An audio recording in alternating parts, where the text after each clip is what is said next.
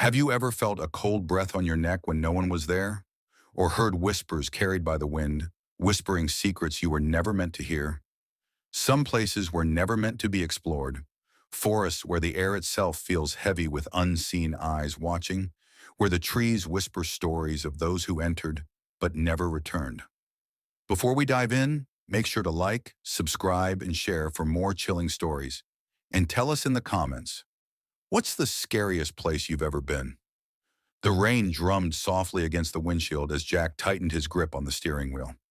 The road ahead was swallowed in fog, the trees lining the narrow dirt path looming like silent sentinels. Beside him, Hallie checked her camera, making sure it was ready. Philip sat in the back, flipping through their research notes, while Rosie stared out the window, her fingers tapping anxiously on her knee. "Burkett's Forest," Jack muttered, reading the faded wooden sign at the entrance. "You sure this is the one?" "This is it," Diane confirmed, pulling up a map on her phone. "They say it's one of the most haunted forests in the world. Missing hikers, ghost sightings, unexplainable sounds. People have gone in and never come out." Paula scoffed from the passenger seat. "And we're just casually driving in like it's a Sunday picnic." Jack sighed. "We document haunted locations, remember? That's what we do." Paula rolled her eyes. "Yeah, but most of those places had walls. This?" She gestured at the dense trees ahead. "This is open wilderness. There's nowhere to run." A heavy silence settled over them. Then Philip cleared his throat. "We've been to some pretty messed up places before, guys. Remember the asylum? Or that underground tunnel in Prague?" "This is different," Rosie whispered. "This place, it feels wrong." Jack ignored the sinking feeling in his gut and pressed the gas pedal. The van rolled forward, gravel crunching beneath the tires as they passed under the twisted, gnarled branches that formed a natural archway. The deeper they drove, the darker it became. The sun had barely begun to set, yet the light struggled to penetrate the thick canopy above them. Shadows stretched unnaturally, and an eerie stillness hung in the air. Not even the chirping of insects or the rustling of leaves broke the silence. Then the road ended. A rusted metal gate stood before them, its chains broken as if something had forced its way through. Beyond it, a narrow footpath disappeared into the dense foliage. "We walk from here," Diane said, slinging her backpack over her shoulders. Jack killed the engine, and one by one they stepped out into the oppressive silence. The moment his boots hit the damp ground, he felt it, a deep, unsettling pressure, as if the air itself was pushing against him. "Anyone else feel that?" Rosie asked, rubbing her arms. "Yeah," Philip muttered, "like the air's too thick." Paula glanced around, eyes narrowing. "It's probably just our nerves." Jack wasn't convinced. He had been to haunted places before, but nothing had ever felt quite like this. They grabbed their equipment, cameras, flashlights, EVP recorders, and started down the path. The trees stood too close together, their branches intertwining like skeletal fingers.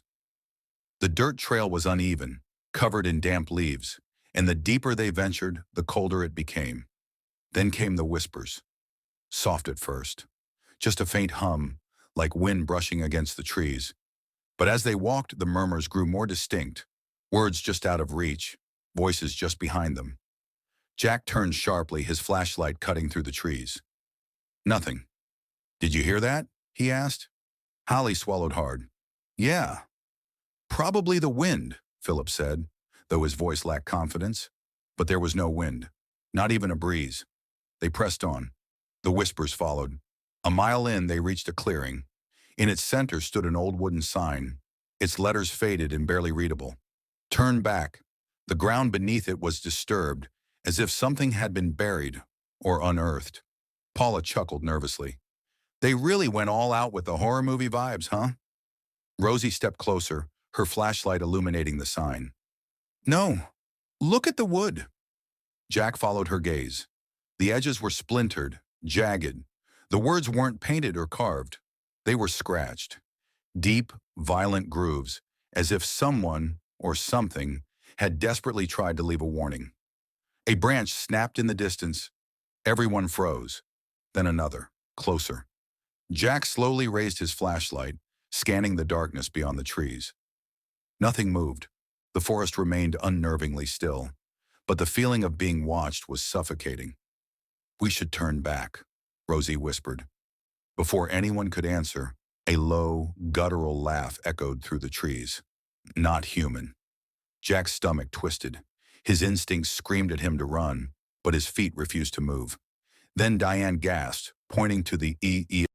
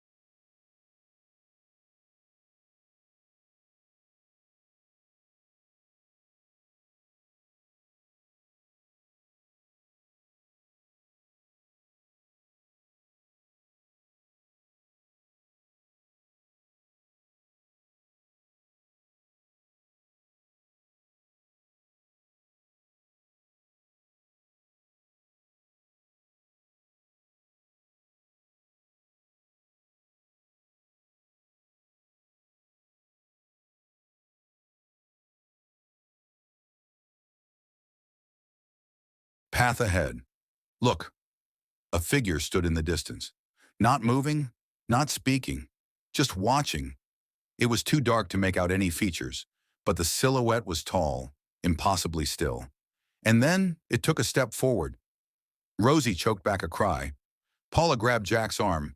The figure stepped again, and again. Then it vanished. The sound of footsteps rushed toward them, faster than any human could move. The whispers erupted into a frenzy, overlapping voices screeching through the air. Jack turned and ran. The others followed, crashing through the undergrowth, breathless with terror. The trees blurred past them, and the air burned in their lungs. Then out of nowhere, Jack tripped. He hit the ground hard, his flashlight flying from his grip. The whispers surged around him, closing in. Hands grabbed his arms. For a split second, he thought it was Philip. But then he saw them. Fingers, gray, rotting. They clawed at his skin, dragging him toward the darkness. Jack screamed. A hand yanked him back. Paula, get up! Run! Jack scrambled to his feet, stumbling forward as the others pulled him along. They didn't stop until they saw the headlights of the van glowing through the trees. Jack threw himself into the driver's seat, his hands shaking as he fumbled for the keys. The van roared to life. Tires spun in the mud. The trees trembled around them, the whispers shrieking into the night. Then, silence. The van burst through the gate, and as soon as they crossed the threshold, everything stopped. No voices, no figures, no movement. They didn't stop until they were miles away. Breathless, shaking, Jack glanced at the rearview mirror. Something was standing at the forest's edge, watching, smiling. The van tore down the winding road, tires kicking up gravel as Jack gripped the wheel like a lifeline. No one spoke. No one dared to. The weight of what they had just escaped hung thick in the air, pressing down on them like a suffocating mist. Hallie was the first to break the silence. "Tell me someone else saw that." Paula, still gasping for breath, turned to her. "Saw what? The thing standing there? Or the hands pulling Jack into the damn ground?" Philip ran a shaking hand through his hair. "We should never have gone in." Jack didn't answer. He kept his eyes on the road, but something in his gut told him they weren't safe yet. That feeling, the eyes, they were still on him. Rosie let out a shuddering breath. "We need to pull over, just for a minute. I feel like I'm going to pass out." Jack hesitated. The last thing he wanted was to stop. But when he looked at Rosie, face pale, hands trembling, he knew they had no choice. A clearing appeared ahead, just off the road. Jack pulled the van in, the headlights slicing through the dark. The moment the engine shut off, a crushing silence fell over them. Diane checked her phone. No signal. Philip rubbed his temples. What the hell happened back there? No one answered, because no one knew. Hallie grabbed the camera from her bag and played back the footage. The small screen flickered, showing their walk into the forest, the sign, their reactions. Then, just as they reached the clearing, static. She fast-forwarded. The only thing visible was brief flickers of light, twisted images, and bursts of shadow moving too fast to process. Then the screen went black. Hallie cursed. "It's all gone." Diane grabbed her own camera and checked the files. The same thing. Every device had stopped recording the moment they heard the whispers. Paula threw up her hands. "Perfect. So now we have no proof that any of that happened?" Philip shook his head. "We don't need proof. We just need to get the hell away from here." Jack nodded and reached for the ignition. The van wouldn't start. The engine clicked, refused to turn over. Paula let out a sharp laugh. "Number, no, no, no. We are not doing this. This is not happening." Jack cursed under his breath, trying again.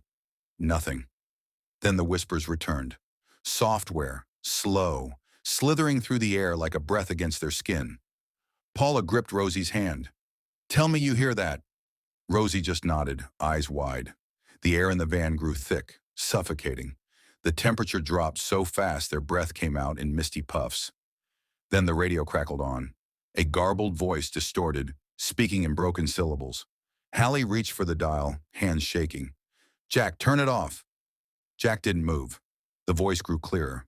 "Why? Did you come back?" Silence. Then, bang! Something slammed against the van. Everyone screamed. Jack grabbed a flashlight and turned it toward the window. Nothing. But the whispers had grown louder, circling them, scratching at the windows, pressing against the glass. Philip grabbed Jack's shoulder. "We have to run." "To where?" Jack snapped. "We're in the middle of nowhere." But before anyone could argue, the van door slid open. A hand reached in, gray, decayed, fingers like brittle twigs.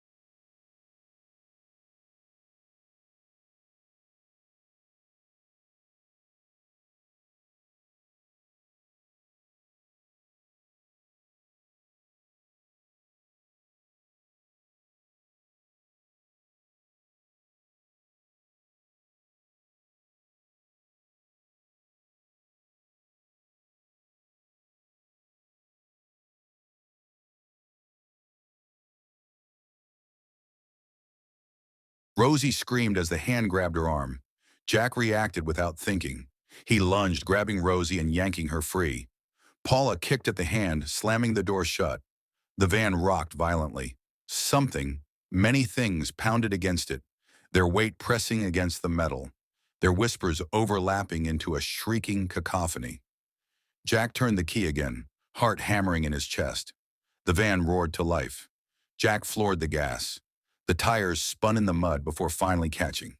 The van lurched forward, bursting back onto the road. The whispers faded. The pounding stopped. For a moment, all they could hear was the engine and their ragged breathing. Then Diane whispered, "Guys, look." Jack followed her gaze. Something was running alongside them. Not on the road, in the trees. Tall, twisted shapes moved in the darkness, keeping pace with the van. Their forms weren't fully visible, only glimpses of elongated limbs, gaping mouths, hollow eyes that gleamed in the headlights before vanishing into the shadows again. Jack pressed harder on the gas. The road stretched endlessly ahead, swallowed by fog. He didn't know where they were anymore. The map, the GPS, all useless. Then up ahead, a figure stood in the middle of the road. Jack swerved. The tires skidded. The van spun. For one heart-stopping second, they lost control. Then, crash. Everything went black.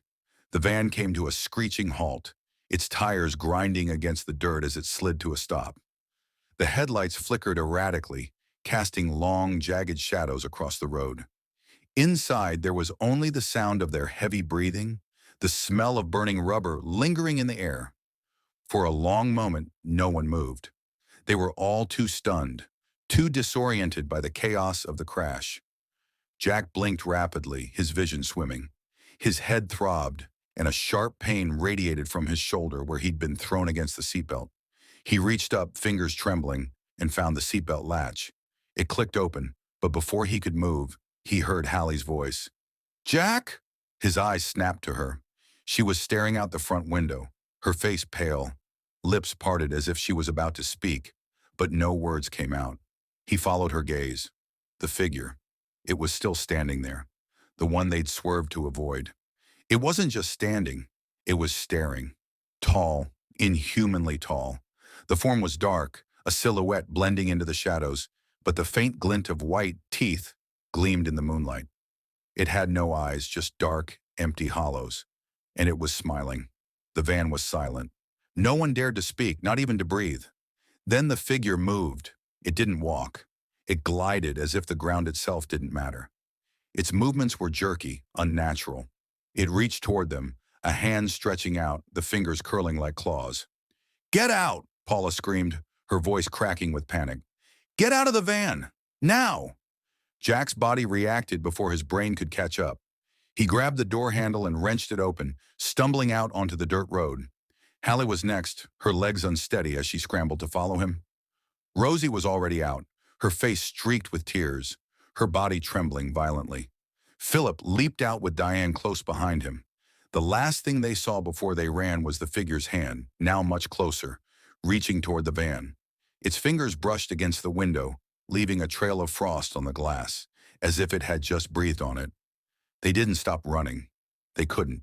The forest, which had seemed so distant, now felt suffocating, pressing in on them from all sides. The trees, the ones that had seemed merely tall and foreboding before, now loomed over them like giants, their branches twisting and warping, forming grotesque shapes in the dim light. The whispers returned, louder this time, a constant cacophony that seemed to be coming from all directions. Jack's breath came in ragged gas, his heart pounding in his chest as he pushed forward. His feet slipped in the muck, but he didn't dare look back. Then came the sound, a crack, a loud snap of something large moving through the forest. Jack's eyes darted toward the trees. A shape, a shadow moved swiftly through the darkness. Its form was too fast, too inhuman to be any animal he knew. It was like the forest itself was alive, hunting them. "Go!" Jack shouted, but it was barely a whisper against the overwhelming noise around them. They ran harder. Behind them, the sound of twigs snapping grew louder, closer. The thing was right there, almost on top of them. They reached a clearing, but it was no safer than the rest of the forest.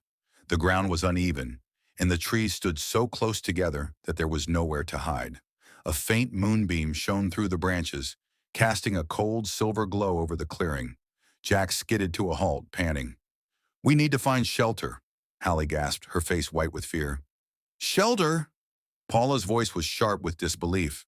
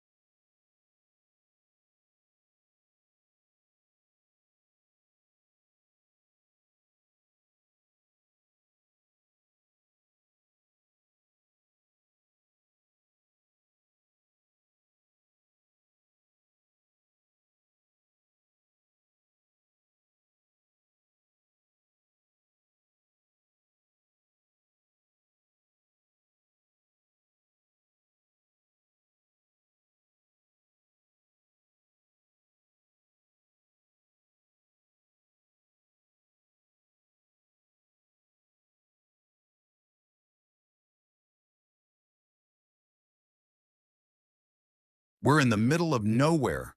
There's no shelter out here. We're the shelter." A loud growl interrupted her. It wasn't an animal's growl. It was something otherworldly, a low, guttural sound that reverberated through their bones. It was coming from the trees. Jack's eyes went wide. He could see something now, something large and dark, emerging from the underbrush. It was moving, but it wasn't walking. It was crawling, not on its hands and knees. It was crawling on its torso, dragging its body along the ground with limbs too long to be human, its spine contorted in unnatural angles. The thing moved with terrifying speed, its mouth opening wide, showing rows of jagged teeth that glistened like shards of glass. "Run!" Jack shouted, but it was too late. The creature lunged.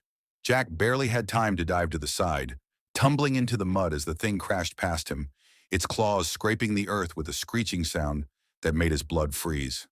The others were still running, but the creature was gaining on them, its massive form swallowing the space between them in mere seconds. Diane screamed, her voice high-pitched and desperate. Jack scrambled to his feet, adrenaline pumping through his veins. He reached for the nearest rock, swinging it at the creature with all his strength. The rock shattered against its side, but the thing didn't even flinch. It turned its head toward him, its eyes glowing. Cold, empty. It snarled, low and menacing, and then it spoke in a voice that wasn't a voice at all, but a whisper that curled into his mind like a snake. "You shouldn't have come." The thing lunged again, but this time, there was no escaping. Jack closed his eyes, preparing for the worst. But the blow never came. Instead, there was a deafening roar, a sound like the earth itself was tearing open. The creature screeched, its form jerking violently, as if it had been struck by an unseen force. Suddenly, the thing was dragged back into the darkness, the ground trembling beneath their feet. It was gone. For a moment, there was only silence. The silence after the creature disappeared felt like a breath held too long. It was suffocating. No one moved at first, their bodies frozen in the unnatural stillness. The only sounds were the ragged breaths they all struggled to control. The fear was still there, lingering, thick as fog, clouding their minds. Jack's heart thudded in his chest, his hands trembling as he wiped the mud from his face. His body was on autopilot, but every instinct screamed at him to run, to keep moving. He glanced around quickly, trying to see if the creature would return, but the shadows seemed to have swallowed it whole. The forest had fallen eerily quiet, like a predator waiting for its prey to make the next move. Then Hallie's voice broke through the tension, low and shaky. Did, did anyone see what happened? What just pulled it away? Jack's throat tightened as he tried to answer, but no words came. He didn't know. There was no way to explain what had happened. The thing, the creature, had been there, and then it hadn't been. It was as if it had been torn apart, sucked into the night. Maybe it's gone for good, Paula said, her voice barely above a whisper. She was scanning the trees, her eyes wild with fear. Maybe whatever pulled it away saved us. Diane didn't look convinced. Or it's waiting for us to make the next mistake. Philip shook his head. We can't stay here. If that thing comes back, we'll be sitting ducks. We need to find shelter, something that can protect us. They all agreed, albeit reluctantly, but no one dared speak aloud the thought that hung heavy in the air. If that creature could vanish so easily, then nothing in this cursed forest could be trusted. They weren't safe anywhere. The forest wasn't just haunted, it was alive, and it was playing with them. Jack led the group through the dense undergrowth, heart hammering. The trees seemed to close in on them, their gnarled branches twisting like fingers reaching for the sky. The whispers returned, louder now, swirling around them. The faint hiss of voices scraping against each other, murmuring in languages Jack couldn't understand. They're here, Rosie murmured, her voice trembling. They're all around us. Hallie nodded grimly, her eyes darting nervously. Something's not right. It feels like they're feeding off our fear. Jack glanced behind him, but there was no sign of the creature or whatever had dragged it away. Yet the sense of being watched was undeniable, the pressure in the air growing thicker with every passing moment. The path ahead twisted and turned, and the deeper they went, the darker it became. The light from the van was long gone, swallowed by the thick canopy above. The only illumination was their flashlights, which cut through the blackness, their beams dancing erratically on the trees. Jack noticed how they flickered, like the forest was trying to block out their presence.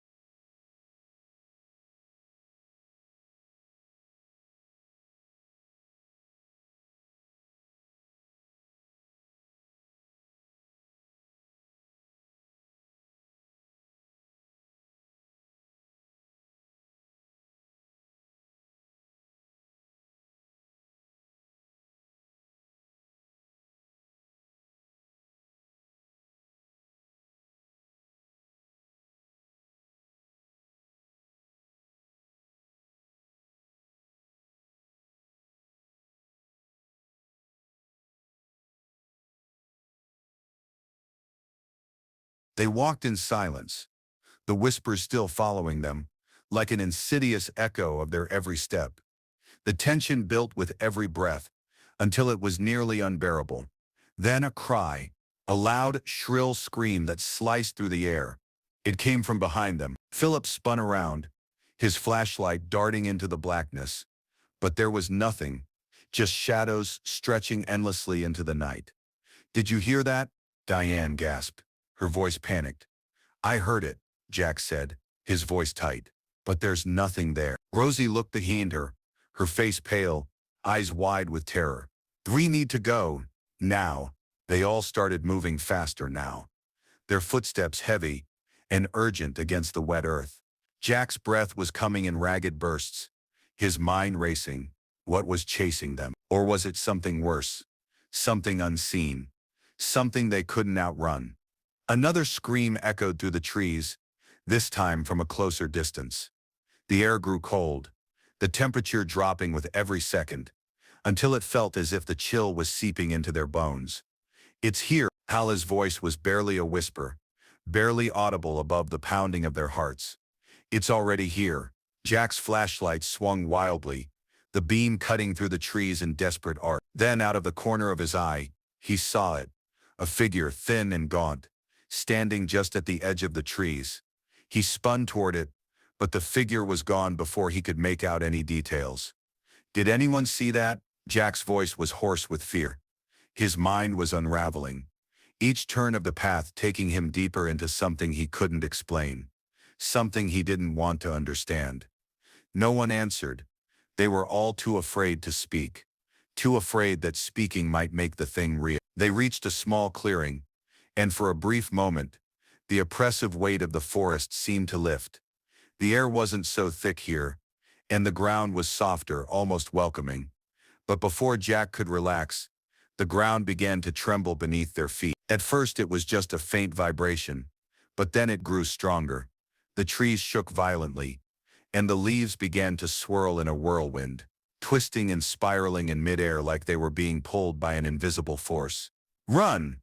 Jack shouted, and they didn't hesitate. They sprinted, terror fueling their movements, as the earth beneath them cracked, splitting open in jagged lines.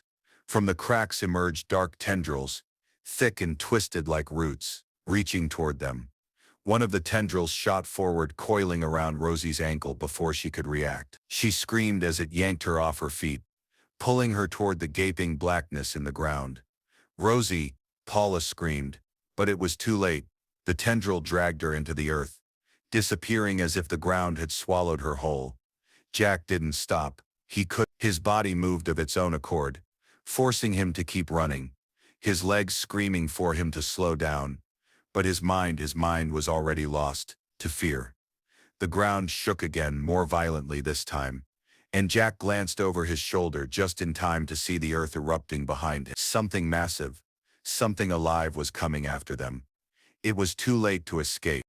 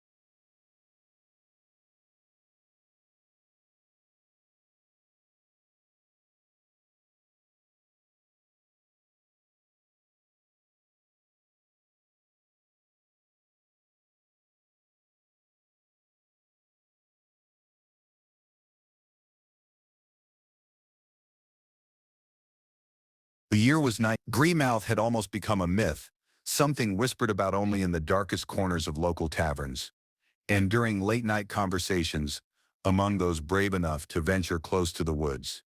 The town had all but disappeared from maps, its existence fading into oblivion. The land around it had grown wild, nature reclaiming what it could. The woods were thick, dense, a labyrinth of twisted trees and eerie silence, as though the very air itself was frozen in time. But deep within the forest, something still stirred. The door was still there, and the hunger had never stopped. Gavin Montgomery had heard the rumors. Everyone had. Greemouth, the Draven curse, the strange disappearances, stories that ran through the veins of local folklore like a poison.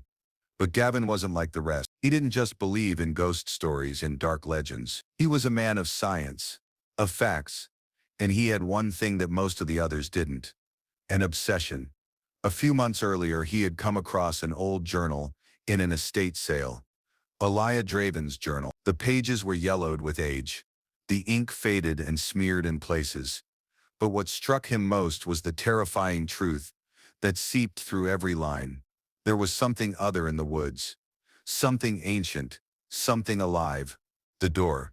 Gavin wasn't a man to be swayed by fear. No, he was going to solve this mystery once and for all. He had no illusions about what Greymouth had become.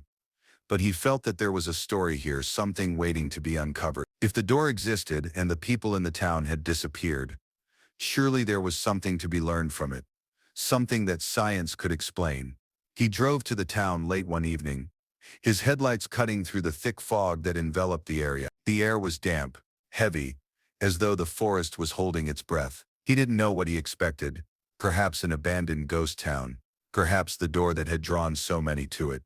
What he found was worse than he imagined. The path into the forest was barely discernible, overgrown with vines, the trees twisted and contorted like some kind of grotesque nightmare. But Gavin wasn't afraid.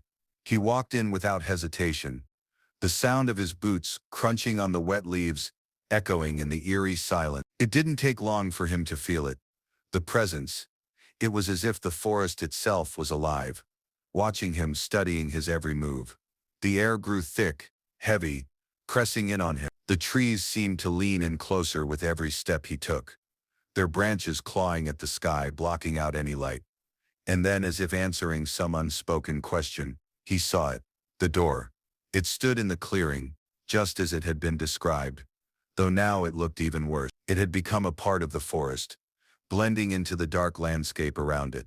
The runes were no longer symbols, but scarred flesh, pulsating with an unnatural rhythm. The door seemed to hum in the silence, its surface alive, breathing. Gavin's heart pounded in his chest. He could feel his pulse racing, his body frozen between the urge to run and the pull of the door. It called to him, beckoning him closer. He stepped forward without thinking. The moment his fingers brushed against the wood, the world around him seemed to shift. The ground trembled beneath his feet. The trees around him creaked and groaned. Something shifted in the air, as though reality itself had been bent. And then he saw them. The eyes. They were everywhere. At first it was subtle, a flicker in the corner of his vision, shadows that didn't belong. But then they shifted into focus. Horrible, empty eyes. Hundreds of them, watching him from within the trees, from the ground beneath his feet. They were not human, but they were familiar. Hauntingly so. These eyes were not of the living. They were the eyes of the lost, the hollowed. Gavin's breath hitched in his throat. He tried to turn, to run, but the ground beneath him gave way. His feet were no longer on solid ground, but sinking into something soft and wet. He stumbled, falling forward, his hands scrambling to find purchase. His fingers dug into the earth, into something that wasn't earth at all. Flesh. He screamed, pulling his hand back. But it was too late. The tendrils rose from the ground, pulling him deeper, wrapping around his arms, his legs. He could feel it now, the terrible suffocating grip of whatever hungered in the woods. "Welcome home," a voice whispered, one that sounded too familiar to ignore. Elia Draven. Gavin twisted in the grip of the tendrils, looking frantically for any sign of escape. But there was none. The forest had already claimed him. The door was not just a portal, it was the Reaper. It fed, it claimed, and it made everything its own. The eyes stared at him, and in the distance he could see the silhouette of a figure, moving toward him. It was tall, gaunt, too thin. A man with skin stretched over bones, eyes hollow and wide. Elijah Draven. The figure stepped closer, the air around him distorting, as if reality itself were bending. Gavin's heart pounded in his chest, as Elijah's voice, ancient and hollow, echoed through his mind. "You are not the first," Elijah said, "and you won't be the last. The door takes, and it gives nothing. Your blood will become part of it, as ours did before, as yours will." Gavin screamed, but the sound was swallowed by the forest. The darkness closed in on him, and the door waited. In the village of Greymouth, the fog had rolled in once again. It hung thick in the air, suffocating, pressing down on the town with the weight of centuries. And through the mist, those who had survived, those who had been hollowed, stood in the streets, watching. They didn't speak. They didn't need to. They were the door's children now. And the door had grown. There was no escape. There was no salvation. There was only the hunger. And the door was always waiting. The year was 1995. Greymouth had been lost to the world for so long that no one even remembered the last time it appeared on a map. It had slipped through the cracks of history, forgotten and abandoned, like a ghost town that no one dared to speak of. But even in its silence, there was something alive in the woods, a presence that lingered, a dark energy that never faded. The door, it was still there, and it had become something else. She didn't know how long she had been in the dark. Time had no meaning anymore. The whispers had come for her, crawling into her mind, infecting her thoughts. The hunger had swallowed her whole, and now she was part of it. She could feel it, the cold, aching pull, the gnawing emptiness that gnawed at the edges of her very being. But there was something else now, a thought, a memory, a voice. Elijah Draven. The name echoed through her mind, repeated again and again, until it was all she could hear. She didn't know who it was. She didn't know why it called her, but she could feel its power, its presence, moving through her like a dark river. Amelia's eyes snapped open. For the first time in what felt like forever, she could see. The forest stretched out before her. The forest, and there, standing at the edge of a clearing, was the door. It had changed. The door had grown, twisted into something dark and grotesque. Its wooden surface was a mess of shifting symbols, a tangle of pulsating veins and torn flesh, as though it had somehow become part of the very earth. The runes, once delicate and elegant, now glowed with a sickly light, writhing like living things, hungry for the next soul to pass through. And then she saw them, the hollowed. They stood in the shadows, watching her, their eyes vacant, their bodies skeletal and gaunt. The remnants of their human forms clung to their bones like old rotting bark. There was no life left in them, no warmth, only the hollowed-out shell of something that had once been human. They were trapped in the forest, caught in the web of the door, their souls lost to the hunger. "Elijah," the voice whispered again, pulling her forward. Amelia tried to resist, but her feet moved of their own accord, her body drawn to the door. She was no longer sure if she was walking, or if the forest was simply pulling her. She couldn't stop it. The hunger was too strong. When she reached the door, it stood before her, looming, breathing. And then she heard it. A voice. But it wasn't Elijah's. It was her own. "Welcome home." Amelia felt a cold shiver run down her spine. Her body trembled as the door opened, its edges splitting like flesh, revealing the black abyss beyond. There was no light, no sound, just the oppressive, suffocating darkness that seemed to stretch on forever. Something reached out from within. It was the door. It was always the door. Amelia's vision blurred, her mind fighting against the grip of the door's power. But it was useless. The door had already claimed her. The whispers in her mind grew louder, drowning out everything else. She could feel the pull, the hunger, the need for more. She had become one of them. Somewhere, miles away, a small group of people were still speaking of Greymouth, still speaking of the disappearances, the strange occurrences in the nearby woods. But the door was patient. It was waiting for the next soul, the next wanderer to cross its path. It was always waiting, for the door was not just a portal. It was a curse. It was a living thing that fed on the lost and the hopeless. It fed on fear, on despair. It was not of this world, not of any world known to humankind. And once it claimed its prey, it would never let go. The people of Greymouth had known this. The Dravens had known this. And now, those who wandered too close to the edge of the forest would learn the same. Amelia felt the grip of the door tighten around her.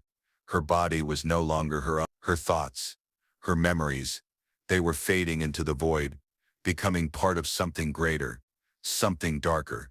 She could feel herself slipping away, becoming one with the forest, one with the door. But somewhere deep inside her, a single thought remained. Eli. The name echoed in her mind, as though it was the only thing left of her humanity. Elia. She whispered, her voice weak, barely audible over the pulse of the door. And then she saw him. Elia Draven stood before her, his face as hollow as it had been when she first encountered him. But now there was something else in his eyes, something different. It was as though he had found peace, or perhaps had embraced the hunger entirely. Elia, she repeated, her voice cracking. Are you free? Elia did not answer. His eyes wide and unblinking, simply stared at her, his face twisted in a smile that was not his own. His body, thin and frail, was no longer bound to the mortal world. He had become one with the forest, one with the door. You are here now, Elia said, his voice hollow and distant. You will be free as I am. Amelia's heart ached, and her breath caught in her chest. But there was no escape. There would never be an escape. The hunger had claimed them all. And as the door opened wider, pulling her in, Amelia could only think of the last warning she had received before stepping into the forest, all those years ago. The warning of the hunger. The door was no longer just a place. It had become everything. It was not a gateway. It was a trap. And once it had you, it would never let go. And so the door in the forest waited, always waiting, always watching, for the next soul, the next lost wanderer, for the hunger never stopped. Thank you for following the journey of Greymouth and the horrors that dwell within its woods. If you enjoyed the story, feel free to comment on what your favorite part was. Do you think there are more doors out there, waiting to be found? Like, share and subscribe for more chilling tales. Until next time, stay curious and be careful of what lies in the shadow.